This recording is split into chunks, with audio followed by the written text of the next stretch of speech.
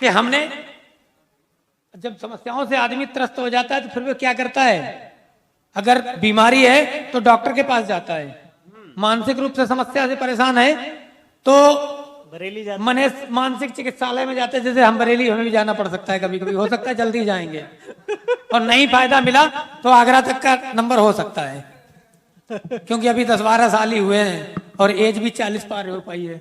बिल्कुल। आगे 50 से ऊपर जब एज होती है ना, तो आदमी रास्ता चलते, जब समझ लो जो आदमी रास्ता चलते जा रहा है और किसी से कोई मतलब नहीं, कोई आसपास नहीं जा रहा है और ऐसे हाथ बढ़ाता जा रहा है, समझ लो घर से भयंकर रूप से पीड़ित है ये बंदा। क्या दृष्टि है, वाह। दृष्टि नहीं, मैंने देखा है, प्रैक्टिकल में देखा है भाई। तो अभी फिलहाल में वो स्थिति नहीं आई, लेकिन आ सकती है, संभावना से इनकार नहीं किया जा सकता है। वाह। तो आगरा जाने की स्थिति आ सकती है, लेकिन जब आगरा जाकर भी लाभ ना हो फिर आदमी क्या करता है, फिर मजबूर हो जाता है, फिर मजबूर हो जाता है। रांची कुछ नहीं काम करता है, फिर यहाँ का लोकल का आदमी रांची तक झारखंड जाने के चक्कर में ही पड़ता है। फिर वो मालूम क्या करता है, किसी बाबा की शरण में जाता है, बाबा जी कुछ उपाय बताओ, किसी ज्योतिषी कहता मेरी कुंडली देखो। हम भी बहुत त्रस्त हो गए। एक ज्योतिष महाराज मिल गए, मैंने उनसे प्रणाम किया, बड़े श्रद्धा के साथ प्रणाम किया उन्हें। नहीं, आपने सारा इन भैया की तरफ क्या किया? वो हमसे ज्यादा पीड़ित हैं। समस्या को समझो, बंदा आगे बैठ गया, आके साइड से आके कि पूरी बात समझ में आए, क्योंकि हम उपाय बताने की बात कर रहे हैं। वाह। हमसे ज्यादा पीड़ित है बंदा। एक बार लोग कहते हैं कि गोली का मारा हुआ हॉस्पिटल जाने से रुक सकता है, मगर अगर इसको टॉयलेट आ गई हो वो नहीं रुकता है। ये बंदा दोनों चीजों से रुक सकता है, मगर घरवाली की आवाज सुन के नहीं रुक सकता है। वाह वाह वाह। घरवाली अगर पुकार लगा दे तो भाई साहब बीएसए ऑफिस में, बीएसए स्कूल में बैठे हो, उनसे भी कहते हैं सर 1 मिनट में आ रहा हूँ, अति आवश्यक कार्य से, अति आवश्यक कार्य से जा रहा हूँ। पत्र व्यवहार पर लिख करके जाएंगे। तो अब आप खुद पीड़ित होने का स्तर आप खुद समझ सकते हैं, बिल्कुल बताने की जरूरत नहीं है। तो हमने एक दिन त्रस्त होके एक ज्योतिष महाराज वो मिले, तो हमने उनसे महाराज जी प्रणाम किया। तो बोले आओ बच्चा, क्या त्रस्त है, क्या परेशानी है, तुम्हारा चेहरा बता रहा है वो तुम परेशान हो। हमने कहा वो तो पहले से ही दिख रहा है। तो हमने कहा बोले कि आओ जाओ बेटा, हम 20 साल आगे का 20 साल पीछे तक का बताएंगे। हमने पीछे वाला तो हम जानते हैं, आगे वाला बता दो। तो हमने तो बोले पहले अच्छा अपनी कुंडली ले आओ। हम भाई साहब दौड़े दौड़े जेब में ही डाल के रखते हैं अपनी, लेकर पहुंच गए। तो हमने एक दिन एक ज्योतिष महाराज को अपनी कुंडली दिखाई, हमने एक दिन एक ज्योतिष महाराज को अपनी कुंडली दिखाई, तो उन्होंने बहुत सारी बातें हमें एकदम पते की बताई। वाह। बोले हे जातक, तेरी किस्मत में शोहरत तो बेशुमार है, तेरी किस्मत में शोहरत तो बेशुमार है, मगर के तेरे गृहस्थ जीवन पर एकदम से शनिचर सवार है। मगर तेरे गृहस्थ जीवन पर एकदम से शनिचर सवार है, और तेरा ये खराब नसीब, तेरा ये खराब नसीब तुझे कुछ ऐसा फल देगा कि ससुरे तू ऊंट पे बैठ के बाजार जाएगा तब भी तुझे कुत्ता काट लेगा। वाह वाह वाह वाह। बोले हे मिथुन राशि के जातक, कुलदीप नाम से मेरी मिथुन राशि बनती है। ब्राह्मण के घर में थोड़ा बहुत मैं भी जानता हूं। बोले हे मिथुन राशि के जातक, तू हंसेगा और सबको खूब हंसाएगा, मगर इसी चक्कर में घरवाली के झाड़ू बेलन भी तू ही खाएगा। वाह। मगर इसी चक्कर में घरवाली के झाड़ू बेलन भी तू ही खाएगा। मैंने कहा ज्योतिष महाराज इसमें आप नया क्या बताते हैं, इसमें नया क्या बताते हैं? अरे घरवाली से हम छोटो, हमें छोड़ो, हमसे छोटे रामू भाई तक पिट जाते हैं। वाह क्या। लेकिन हकीकत में दोस्तों मेरी पत्नी से आए दिन मेरी नोक झोंक हो जाती है। हकीकत में मेरी पत्नी से आए दिन मेरी नोक झोंक हो जाती है, लेकिन वास्तव में मैं उसके बिना और वो मेरे बिना रह नहीं पाती है। मैं उसके बिना और वो मेरे बिना रह नहीं पाती है। क्या बात है, वाह वाह, बहुत बढ़िया। और पढ़े हाँ, वो एक आरती हो जाए।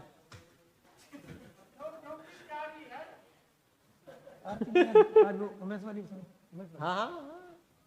अच्छा, अभी उमेश की बात हुई थी, वो आके बैठ गया था। सही, अब सही है। लोग कहते हैं ना कि जब मुखातिब हो तो इंप्रेशन ज्यादा होता है। गुरुजी सही कहा ना।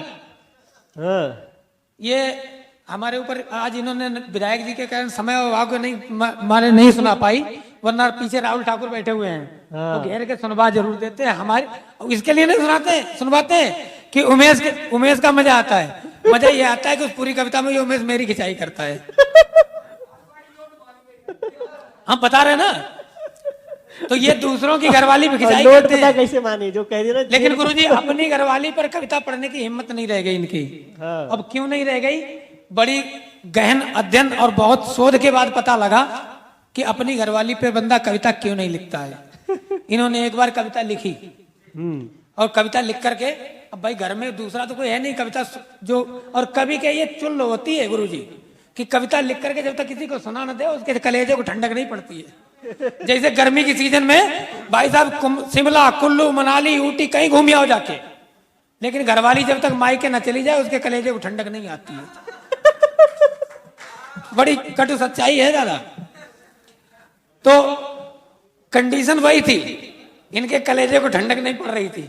पत्नी को बैठाया, बोले देखो मैंने नई कविता लिखी है, तुम चाय बना के ले आओ, मैं कविता सुनाता हूं। स्वागत है। कविता चाय बन के आ गई। भाई कविता के चक्कर में क्या चाय आ गई, वैसे तो हमें मालूम है जब जैसे मिलती है।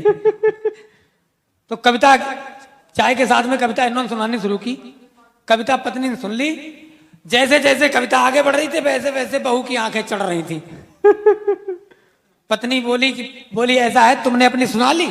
बोले हाँ मेरी पूरी हो गई। बोली अब हमारी सुन लो। कि आज के बाद इस स्तर की कविता, इतने घटिया कवि हो तुम, दोबारा कविता लिखना मत। उसने क्या कहा, वो भी लिखती है, बड़ा अच्छा लिखती है। बोली मुझसे न लेना कभी पंगा, मुझसे न लेना कभी पंगा, न सोचो तुम्हें ऐसे ही छोड़ दूंगी। मुझसे न लेना कभी पंगा, न सोचो तुम्हें ऐसे ही छोड़ दूंगी। और कोई न होगा बचवैया, कोई न होगा बचवैया, तुम्हारी टांग दोनों में तोड़ दूंगी।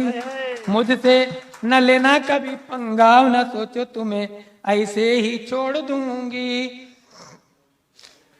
फिर बोला अगला शब्द बोला जो बहू ने, कि बोली पत्नी पे तुमने अगर कविता गाई, पत्नी पे तुमने अगर कविता गाई, और बन जाऊंगी सुन लो मैं काली माई। जय हो। और उत्पाती दानव समझ के, उत्पाती दानव समझ के वहीं पे आके डंडे से झोड़ दूंगी। कोई न होगा बचवैया, तुम्हारी दोनों टांगे मैं तोड़ दूंगी। और फिर बोली स्वागत है। कि पहले इनकी आदत थी, एक घटना याद आ गई। इनकी आदत इधर उधर करने की भी बहुत है। अब थोड़ा सुधरे हैं लेकिन अभी पूरी तरह से लेवल में नहीं है। प्रयास जारी है, प्रयास जारी है, लेकिन नहीं, वो जितना 2 साल में बहू ने सुधार लिया उतना ही सुधरे, ऊपर नहीं सुधरे। वो आते ही आते बहू को एक दिन जानकारी भी 2 साल हुए, ये तो 2 ही साल तो सुधर पाएंगे। 2 साल में यार 30% सुधर गए, ये बहुत बड़ी उपलब्धि है। कि ये इधर उधर झांक ताक बहुत करते हैं। ताक झांक करने के चक्कर में एक दिन इनको थाने से छुड़ा के लाना पड़ा। भाई तो बता रहा हूँ, बिल्कुल बिल्कुल आपने सही पॉइंट पकड़ा है कि इनको थाने से छुड़ा के लाना पड़ा। भाई साहब दरोगा जी को मैंने 2-3 घंटे हाथ पांव जोड़े, बहुत मक्खन लगाया, और ये भी कह दिया दरोगा जी कभी चाय पानी के लिए अवसर दीजिएगा, तब जाकर उमेश छोड़े हैं, वरना उमेश को छोड़ने को तैयार नहीं था। बोले इसका जो है 151, 376 जो कौन कौन सी सब लगा के चालान करूंगा। अरे नहीं, अब बताइए 376 किस पे लगती सबको मालूम है, बताने की जरूरत नहीं। हुआ ये कि कोई इनकी पड़ोस की कोई महिला अपने घर में गुनगुना रही थी, कुंडी ना खड़काओ राजा सीधे अंदर गाओ। अब भाई फिल्म का गाना कोई गुनगुना सकता है? ये बागा चला गया, उसने 112 डायल कर दिया, थाने से पुलिस बुला ली, सीधे अंदर पहुंच गए। अब इनका अंदर गए, इनका पक्का अंदर जाने का इंतजाम हो गया। वो तो देखो टाइम पे पता लग गया तो छुड़वा लिया। तो भाई उसी बात को इंडिकेट किया बहू ने कि पहले पुरानी वाली से रिश्ता तोड़ो। अच्छा, पहले पुरानी वाली से रिश्ता तोड़ो, और ताक झांक करना पड़ोसन की छोड़ो। गजब। और तकते पड़ोसन को पाया, तकते पड़ोसन को पाया तुम्हारी आंख दोनों में फोड़ दूंगी। वाह, वाह, वाह। फिर कोई ना होगा बच भैया तुम्हारी दोनों टांगे मैं तोड़ दूंगी। बहुत बढ़िया। फिर बोली कि अगर मान लो तुम हमारे सामने तो दहशत में नहीं पड़ोगे, लेकिन मंच पे पढ़ सकते हो। अभी ये एक पॉइंट संभावना बाकी है। बोली मंचों पे मुझ पे जो कविता करोगे, आहा, मंचों पे मुझ पे जो कविता करोगे, और फिर क्या दोबारा घर में पाँव ना धरोगे। ये मुर्गे सी गर्दन तुम्हारी, ये मुर्गे सी गर्दन तुम्हारी पकड़ जब चाहे मरोड़ वाह, दूंगी। वाह, वाह, वाह। कोई ना होगा बच भैया तुम्हारी टांग दोनों में तोड़ दूंगी। और अंतिम बंद में चेतावनी दी है, वो सुन लीजिएगा। उसके बाद मैं अपना स्थान लूंगा, ज्यादा आपकी खोपड़ी नहीं खाऊंगा। स्वागत है। कि बोली अब उठ के फौरन रसोई में जाओ, उसने खाली चाय पिलाई थी। हाँ। कि अब उठ के फौरन रसोई में जाओ, और चाय और पकौड़ी बना करके लाओ, आहा, और वरना पकड़ कर मैं तुमको, आहा, वरना पकड़ कर मैं तुमको ये नींबू जैसा ही निचोड़ दूंगी। कोई ना होगा बच भैया तुम्हारी टांग दोनों में तोड़ दूंगी। वाह वाह वाह वाह। बहुत धन्यवाद, आपने इतने मन से सुना, समय दिया, बहुत बहुत आभार।